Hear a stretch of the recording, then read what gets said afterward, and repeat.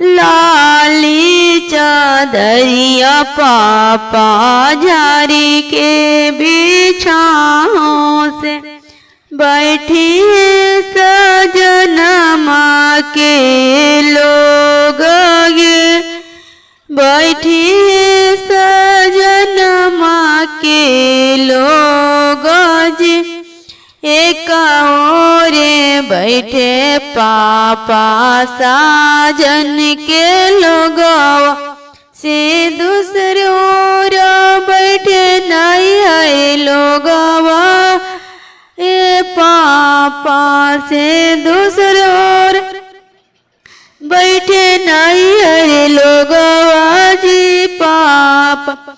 मारवा के बीच बैठल पापा जी अपना पापा मारवा के बीच बैठल चाचा अपना चाचा जांगिया पर लेलन दिया के बैठाई गे माई जांगी पर लेलन दिया बैठाई गे जो ताला खेता बेटी तू बेचावल से तू जिया के जंजा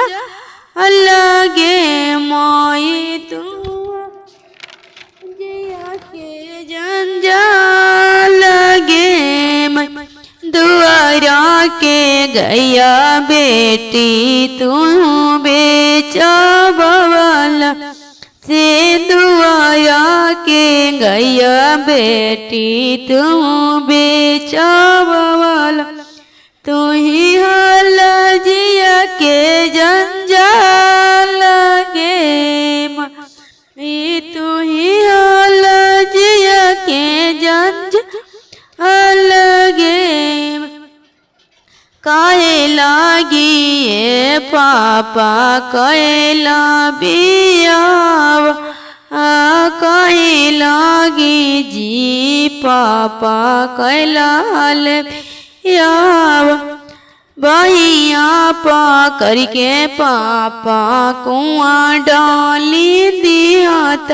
छूटे जाए तो जिया के जंजाल लगे